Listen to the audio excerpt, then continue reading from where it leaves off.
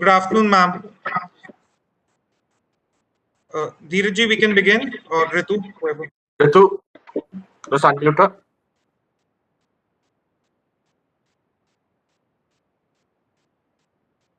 Can you unmute it? Yeah, go ahead, Ritu. Yes, thank you very much. Honorable Minister of Textiles, Women and Child Development, Smriti Irani ji, friends and colleagues. It is my privilege to be here today to welcome you all to the 8th session in the 10-part webinar series on the road to Aatmanirbhar Bharat. The Honorable Prime Minister has laid out the vision for a self-reliant India. All of us have a critical role to play in turning that vision into reality. I believe this road to Aatmanirbhar Bharat will lead us to prosperity through growth, job creation, and import saving. It will also enable the Indian economy to become globally competitive. I am delighted that Swarajya has taken this initiative to organize this webinar series, which is bringing in together experts to deliberate onto the future. With these webinars, ma'am, we are starting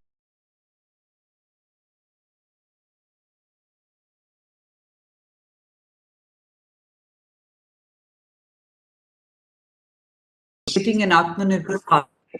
And it is our pleasure to associate with you on this wonderful venture by Swarajya.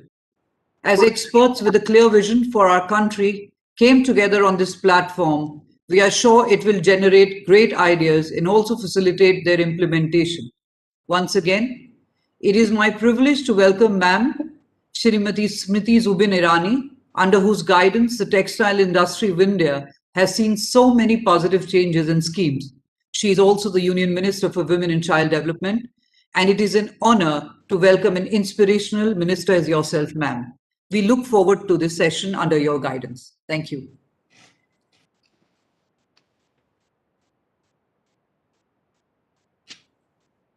Thank you. Yes. Good afternoon, everybody. This is Rakesh Ram, Executive Editor of Indian Textile Journal, welcoming you all for Aatmanirbhar Bharat webinar organized by Swaraj magazine and powered by Vedanta Resources. As you know, the textile industry plays a big role in India's economy. Indian textile industry is the 6th largest exporter of textile apparel in the world, and it is the 2nd largest employment generator after agriculture.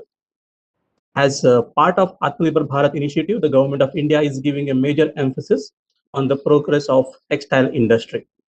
It gives me immense pleasure to welcome Srimati Smriti Irani, Union Minister for Textiles and Women and Child Development, for today's webinar.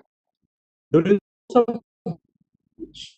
shed light on important initiatives taken by the government to boost India's growth in the textile sector. Thank you, Ms. Irani, for accepting this our invitation to be part of this Aatmanirbhar Bharat webinar.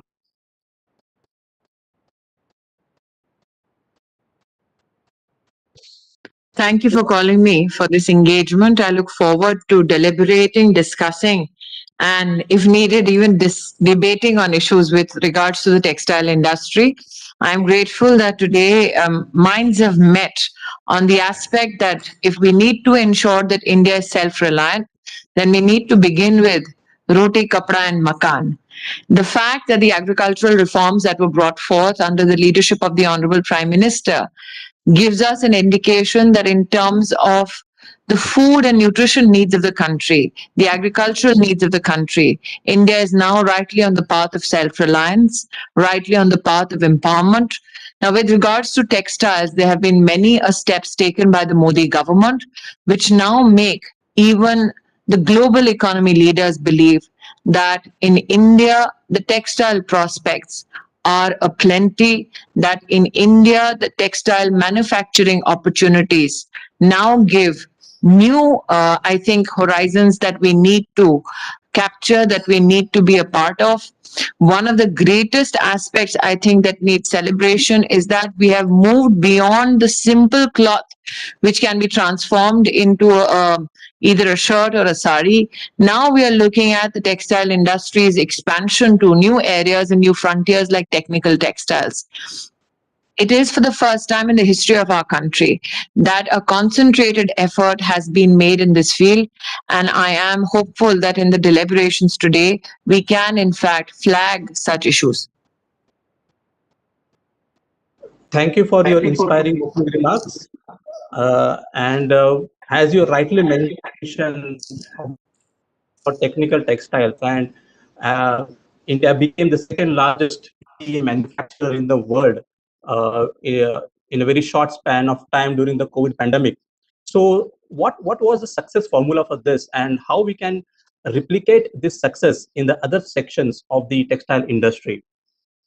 I think, Mr. Rao, what is extremely important today to highlight is this, that never before in the history of our country did any manufacturing unit manufacture end-to-end a PPE suit.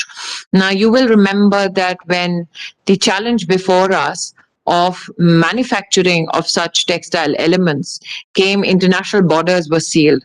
One of the greatest factors that hindered India's manufacturing prospects in this aspect of technical textiles was a lack of machinery. And that is where the cohesive approach, the Samanvay of the Modi government was more than visible. We had not only the textile ministry detailing with the industry the machine tool needs of the industry, we had the External Affairs Ministry reach out to those suppliers across the globe, and then the Civil Aviation Ministry stepped up to ensure that the government, in fact, flew down these machine needs and helped meet them for the industry in terms of manufacturing. I must also here highlight that apart from machine tools, it was also incumbent upon the government and those in the manufacturing segment that we have adequate testing facilities for samples so that we can actualize the manufacturing need in that particular segment. If you remember, in March, we just had one lab, which was Citra in Coimbatore. We then reached out to the Ministry of Defense and DRDO and helped convert over 8 additional labs in the country so that any and every organization that could reorient their manufacturing processes could do so in any part of the country, and there would be an easily accessible lab to test those samples. Now, the fact that we could go from 0 companies to 1,100 in 3 months and meet the international standards that were set by the WHO indicates to us that entrepreneurially, we are extremely rich and experienced to ensure that in times of challenges, we can reorient, as I said earlier, our manufacturing processes. That our industry, which is often spoken about as an industry that works in silos, that is fragmented, can come together when there is a national need. And I think that is where the story of textiles of the future lies in. Today, a nation of engineers, it is a challenge that most of our machine tool needs are met by importing those machines. We in the ministry have reached out under the guidance of the Principal Scientific Advisor, Sri Vijay Raghavan, to IITs across the country, particularly to IIT Chennai, highlighted to them what are the machine tools and the machinery for manufacturing that India is importing. It is unfortunate that those machines are 80% of the import burden in this particular segment. And we are hoping that we can now encourage more and more of our engineering organizations to come forth and in fact live up to the Prime Minister's desire of Make in India, even in the textile machine industry. The challenge administratively is that machine tool making is not a part of the constitutional mandate of the Textiles Ministry. And that is why it is in that administrative gap that these needs have been falling in for a number of years now. But now in the government of India, headed by Prime Minister Modi, we have come to a conclusion that irrespective of which administrative mandate or silo it falls into, we as a government will ensure that we have a convergence of efforts to ensure that those machines and more are made in India. Now, just to expand on this and give a small example, you know of the ARM machines that are needed in the silk industry. And we have ensured that the Central Silk Board, we asked them that in terms of self-reliance, how many machines would be needed in India? And they gave us a figure of 100 machines. We have already financed 75 machines for the Central Silk Board so that the silk industry and the cocoon farmers have access to this kind of resource under the aegis of the government of India. The additional 25 machines are also now being funded for the Central Silk Board, which means that in the next 2 years, in terms of this machine need of the silk industry, and especially of the Central Silk Board, we will be completely self-reliant in terms of reeling. However, how much of that machine is made in India? That is still a challenge. And I'm hoping that those are the challenges that the engineering minds of our country can meet. So are you also talking to the industry associations from the textile machinery for making this happen? Are there any dialogues going on? We have engaged with industry partners across all spectrums of manufacturing. You need to recognize that the textile manufacturing industry per se is at a very nascent stage in our country. The question that begets us all is that should I only concentrate on engagement only with that particular small segment? Or should we talk to the machine manufacturers of the entire country to see how our domestic needs can be met? It is not as though building a textile machinery is rocket science. What it needs is better partnerships. And that is what I'm imploring the industry to engage in. We have said that if the government of India provides a technical upgradation fund under the ATUFs for over 17,000 crores, can we ensure that that subsidy money particularly can help also encourage domestic manufacturing of machines?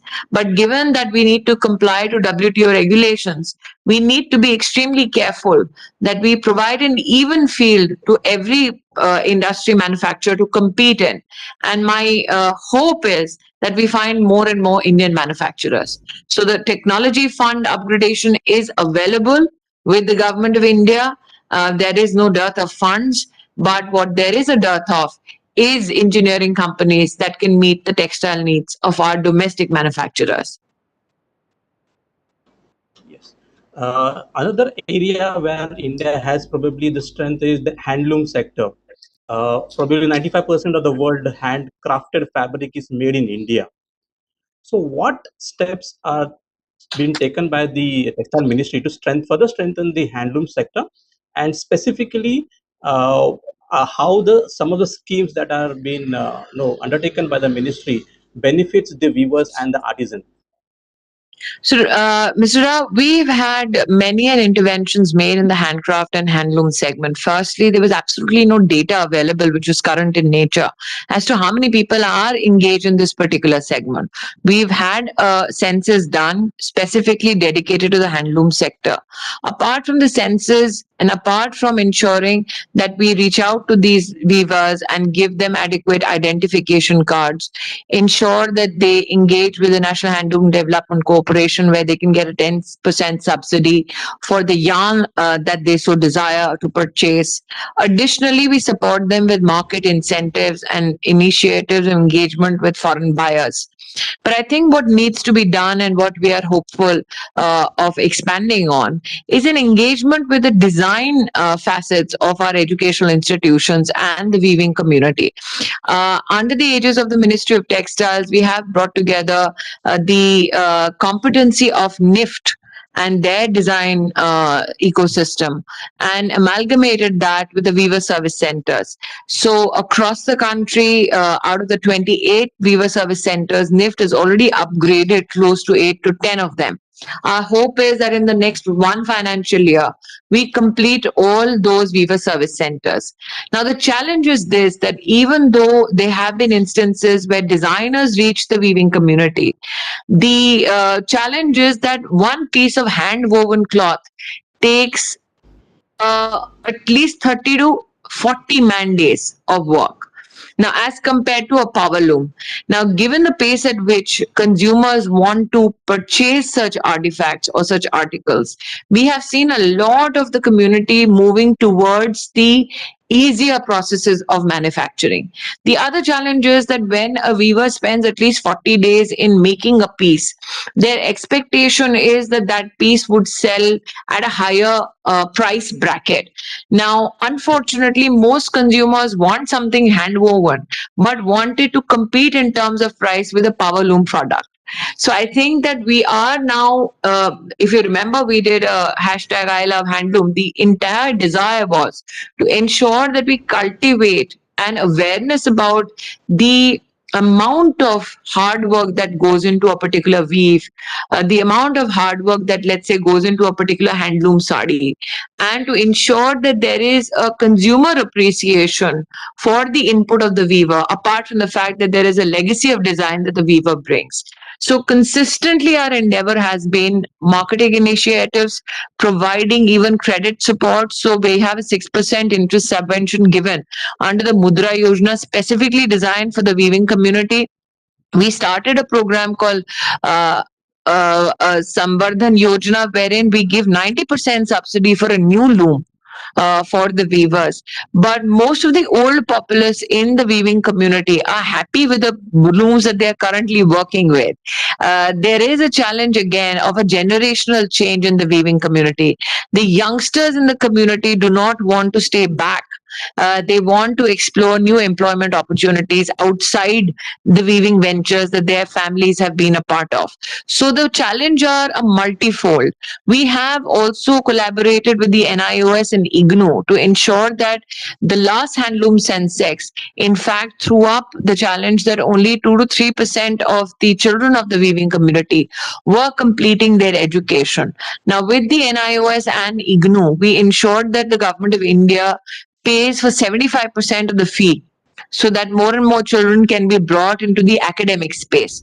These endeavors are currently undergoing. Additionally, we have onboarded over 1.5 lakh artisans, including weavers, onto the GEM platform so that governments across the country can purchase at the state, center, or PSUs and other organizations can purchase directly from the weaver. Earlier, Mr. Rao, you're aware in the previous establishment, we had a caucus of 1 or 2 cooperatives that used to subsume a big chunk of the subsidy. And we've had a hiatus of around 10 years where none of the subsidy funds actually was flowing down to those who were in need. And that is why our challenge was, one, to disassemble that particular administrative structure and make sure that we reach out through our extension offices in collaboration with states to the weaving community. Now, I must here highlight that even in our engagement with state governments, we found that many such subsidy schemes were working without taking the state governments into confidence, which means that the system administratively was so fragmented that neither the state nor the district collector had absolutely any input with regards to the flow of subsidy money. And at the center, you just had 1 or 2 cooperatives that were coming, or NGOs that were coming, presenting one project and taking up a chunk of the entire money every financial year, leaving the government with only money to pay salaries. So that is a dysfunctional aspect of the handloom legacy that we had to unravel and address. So one of the aspects that you just brought about is the feasibility, the sustainability of the weaving business. And I think if you make the brand as a premium brand, like we have Switch handmade watches, if you can, is there a kind of a initiative from marketing perspective to increase or give a premiumness to the handloom sector? So I think that one needs to recognize that we have, as a ministry, a mandate to do policy. And when we look at market availability in terms of agencies that do marketing initiatives, those agencies fructify, or for that matter, become greater in number when they see a government's policy drive towards upliftment of weavers. So if you remember when we did, let's say, KVIC, now KVIC doesn't fall under Textile Ministry, it's under the MSME Ministry. They have done something which is called a solar charkha. Now, those who are Puritans in the issue of handlooms will say that solar charkha kabhi handloom nahi ho sakta. But there have been various interpretation of how handloom is to be seen. So while KVIC is doing its part in doing a solar charkha, then we have TriFed that tries to bring around handloom and artwork and handcraft work only from the tribal sector. Additionally, we have the minorities ministry doing Hunar Haat, which is only craft and weave from the minority community. So the government's initiatives are not concentrated only in one policy department. We have through various departments made sure that we provide more and more opportunities to our artisans and our weavers. So, For instance, when we talk about Mr. Rao, marketing initiatives, now in COVID times, we are not able to support travel internationally for weavers and artisans. But for the past 2 years before that, we had consistently prioritized those weavers who had never gone to an international market before. Additionally, in our engagement with the Export Promotion Council of Handicrafts and Handlooms, we had imposed upon them the conditionality that do not take only those people who have been consistent beneficiaries of the system. Find those crafts and those looms and those legacies which now have become lost or which now need immediate rescue.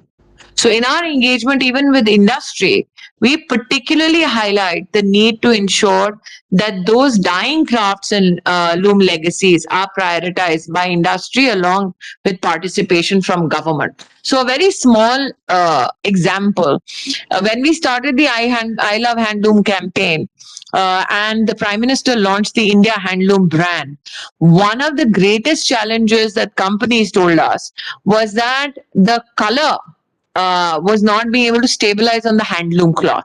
So under the India Handloom brand, we have now certified the use of close to 70 natural colors, which are stable after use. And under the India Handloom brand, we created partnerships between weaving clusters and with big companies. So let me give you a small example. We had Biba, which is a very well-known female salwar kameez brand, tie up with a Pochampalli cluster or tie up and do ikat work. We had Alan Solly do handloom shirts with pearl buttons. So these are the small initiatives. Many a times what happens is that the back-end integration is being facilitated by the ministry, but we leave it to the brand to market their product, because that is an area that the government cannot intervene in terms of the private sector.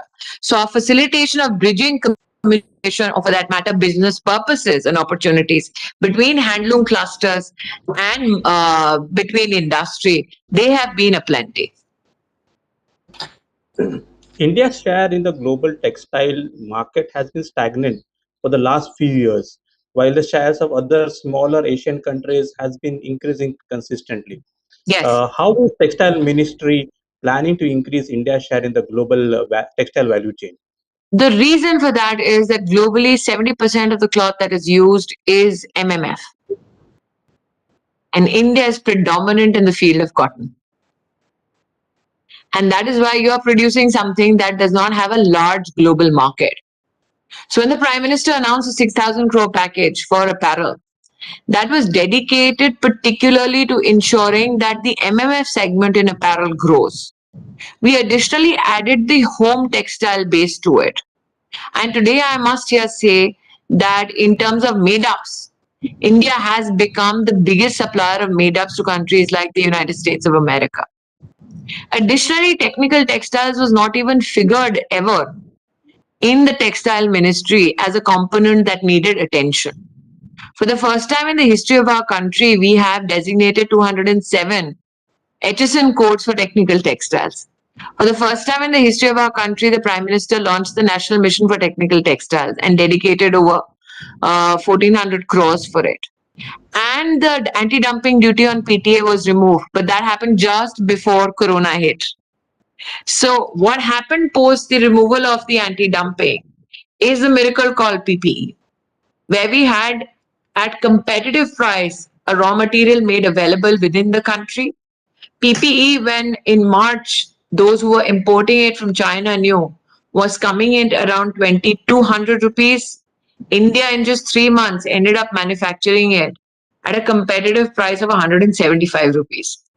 That's because we made raw material available at globally competitive prices. Unfortunately, COVID hit right after that pronouncement.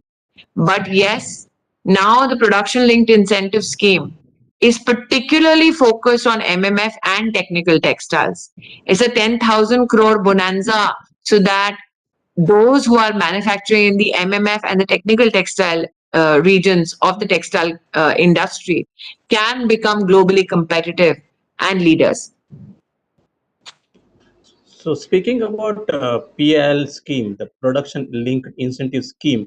So how soon industry can expect the fine prints to be out, to be rolled out? We've had 5 rounds of deliberation with the industry, and I will highlight the challenge here. The challenge is that when you look at, let's say, an MMF line or a technical textile line only from the perspective of 6 digits, which is internationally traded, you need to recognize that we are now in our conversation with the industry, even trying to find the detail of the product that can be incentivized in terms of manufacturing up to 8 digits. And why? Because let's say one particular line in technical textiles, up to 6 digit, it seems like a plastic element. If you detail it down to the 8 digit, suddenly it becomes a technical textile line. The additional issue is if you look at internationally geotextiles. Now, geotextiles you will not find much international trade in because most countries who are producing it are using it domestically. Now, where is the opportunity in India? The Jal Jeevan mission, or for that matter, the rail infra capital expenditure that is pronounced in the budget recently, that is good enough for us to push manufacturing of technical textiles only that complements the need of, let's say, railways, or for that matter, the Jal Shakti Mantralaya. But you will not find India anywhere globally trading in those commodities. And that is why now in our conversation with industry, we are fine tuning those aspects so that when the PLI scheme is announced for the sector of textiles, we don't become a country where other nations send their raw materials only to do assembly. We have the entire value chain here that can service the need of textile manufacturing in our country. And our endeavor is to ensure that we become global leaders in certain segments. But we do so not at the cost of those who are a part of the value chain.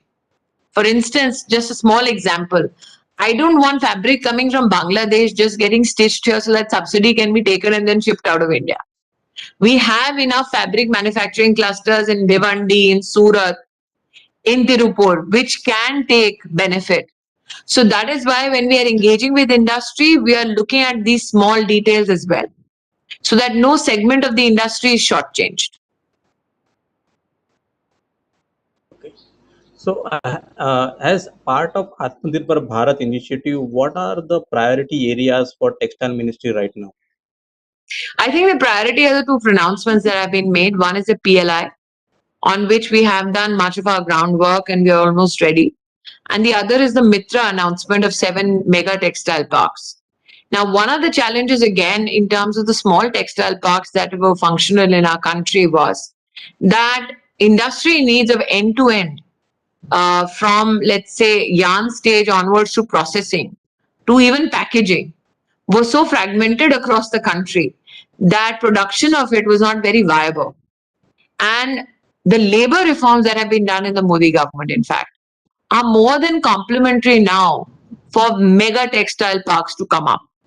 Because as you know, Mr. Rao, most of manufacturers in the textile segment were disintegrating their manufacturing units across various states so that they could meet the labor regulations there.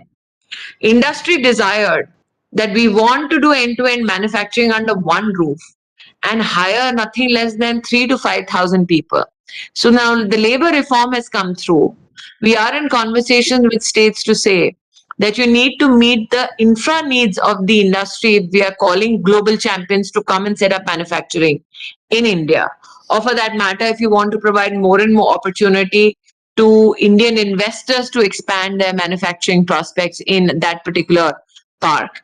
And that is why in our engagement with state governments, in our conversations with them about the mega textile parks, we have highlighted that we will need a commitment from the state government on issues such as land, issues such as labor reform, issues such as consistency in terms of the credit worthiness of the prospects that they propose in terms of tax incentives, or for that matter, even an issue like electricity.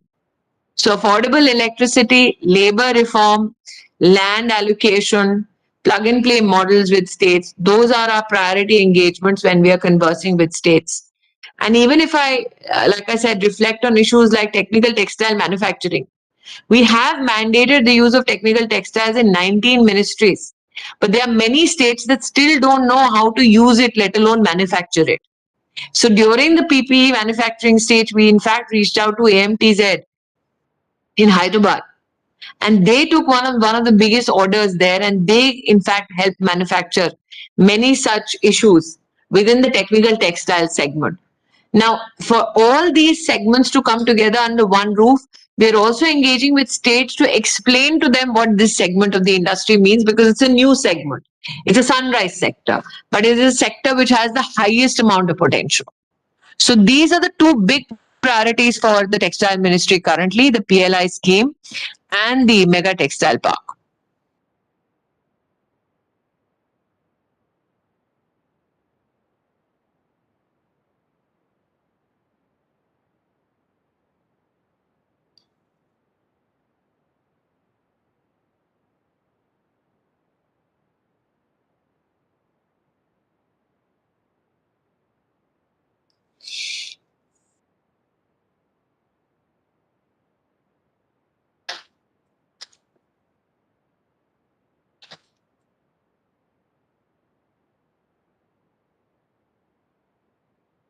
Yes, Mr. Rao.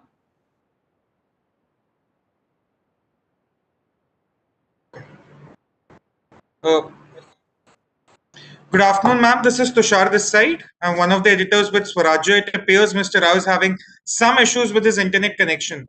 So with your permission, I'd like to move on to the next question. Sure. Ma'am, the next question is that imported machinery and technology, they are a very critical part of textile manufacturing. They still dominate the Indian textile industry. Could you list out the steps, please, taken by the union government to increase the indigenization of the textile machinery and technology? I think Tushar had answered that in the beginning of this conversation. The fact that it falls under the mandate of the Department of Heavy Industries.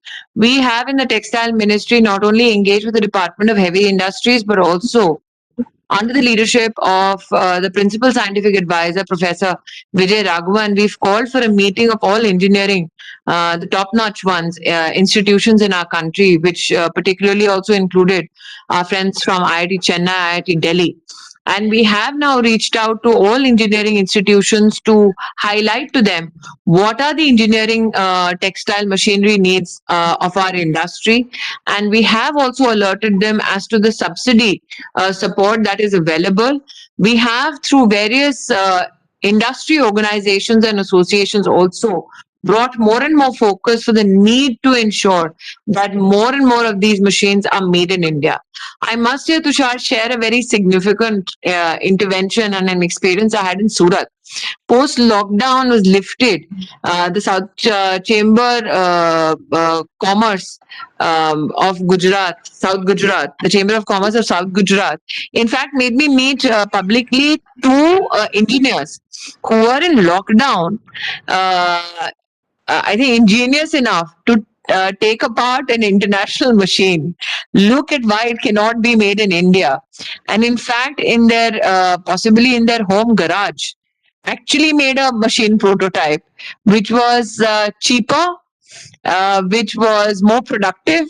And in that public engagement, in fact, they presented that machine to the industry. And the challenge that they faced was commercialization of that machine. So we don't have a dearth of engineering expertise. I think those dots need to be connected. Right, ma'am. Ma'am, the next question is about the rising prices of the raw materials. and that has been an issue for the Indian textile industry. But thanks to the recent intervention by the ministry under your guidance, the cotton prices have come down. But are there any long-term plans in place to solve this issue for the greater good? Tushar, the basic responsibility of the Cotton Corporation of India is to follow through on the MSP operation that is mandated by the cabinet. Now, agriculture is not again my mandate. However, the exercise of MSP has been carried out by the Cotton Corporation of India. Now, when the taxpayer pays money to subsidize, let's say, cultivation of the cotton crop, our endeavor was to ensure that we have a transparent process of procurement. So for the first time, we use digital methodologies and even fingerprinting, or for that matter, digital transactions and DBT. I mean, I must here highlight that currently where you see in Punjab, certain political elements saying that you have to make payments to farmers through adatiyas. In Punjab, in fact, 2 years ago, we did transactions directly between CCI and the individual farmer, where post the MSP operation, the farmer was paid money by the government of India directly into their bank account. So this we have done like 2 years ago. And there was absolutely no challenge. In fact, in 2013-14, the MSP operation by the then government was only worth 90 crores. And we in this government in this financial year went up to 28,000 crores. Right. Now, the challenge is that when you take a cabinet decision where you say that the primary intention of the organization is to only do MSP operation, and the actualization of the cost of the MSP operations will happen when there is a transaction which is transparent and open auction which is digital in nature, then those are the facets where people want government to intervene extraordinarily and bring down prices for a certain segment of the industry. Now, the cotton procurement MSP operation happens for the protection of the farmer. Now, most industry representatives said that the problem is that most of the offtake was happening by the big industry and the MSME was getting shortchanged. So we prioritized the sale of this cotton at a competitive price, transparently mandated by CCI, predominantly giving preference to the MSME so that they are not shortchanged or there is no black marketing by the bigger corporate names in the segment. There has been some segment or the other of the industry which says कि मुझे X price पे ही cotton चाहिए. Now that is not how government entities can function. That design a particular price point only to suit a particular organization or an individual. I must here also say that there is a very famous Gandhi who was the ex-MP of Amethi, who suddenly said stop all exports. And there was a huge outcry in the industry that this is exactly what the Congress party did around 2011. And the industry took a hit of 15,000 crores. And the whole market crashed. So the industry, in fact, ran and said, what stabilization you see today is because they realized that there are political entities who wanted to politicize an issue in which the government had no need to intervene. This price correction was to happen very naturally, and it has happened. What we have done is to ensure that CCI continues to operate in its mandate of transparency, continues to protect the small farmer, and continues to protect the SME. Right. Ma'am, that's very insightful, really. But I would just request one last question, that of the national textile policy. We've been hearing about it since 2016, and there have been reports of it on and off. But can you tell us by when can we expect the national textiles policy to come out? And could you outline when some the of conversations began, the labor reforms were not done then. Even Right. the agricultural reforms were not a part of the agenda then. Now, post these two historical reforms that have been undertaken, plus prospects such as PLI schemes have been pronounced.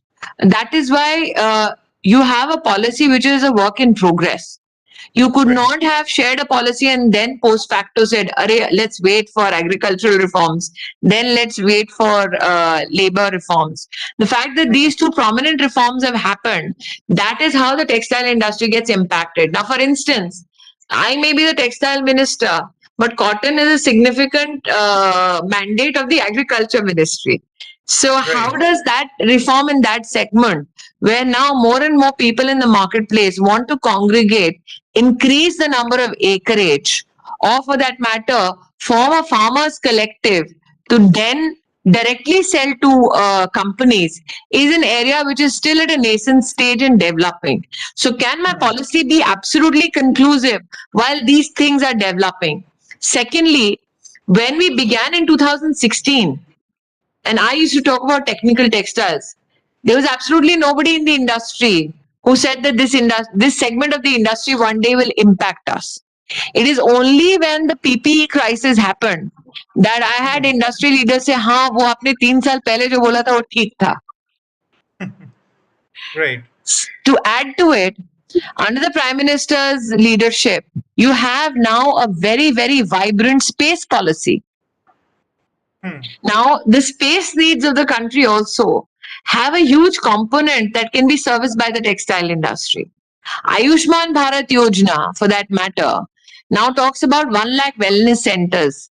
Now, the medical needs, not only the device, but even the medical cloth needs of those wellness centers and hospitals that have recently been pronounced in the budget, which talk about hospitals across all districts of our country. Those needs can also be met by the textile industry. The challenge is that the government pronouncements and allocation of funds are happening at a very, very speedy rate, and the industry is catching up. Right. So my policy has to find that balance between the government's allocation and the industry's preparedness to take that allocation, convert it into an opportunity for manufacturing. That's I think a good problem to have, because we get to Normally, integrate yes, a lot of absolutely. policies. Normally the problem is सरकार देर करती है, industry तेज चलती है. यहाँ पर उल्टा है, सरकार जल्दी काम कर रही है, इंडस्ट्री चल रही है, धीरे धीरे आ रही है. Right. Thank you so much for those insights, ma'am. That was a great learning point for us, and no one can understate the importance of the textile industry of India when we pursue our goal of the $5 trillion economy as listed out by the Honorable Prime Minister, and also in the pursuit of Aatmanirbhar Bharat.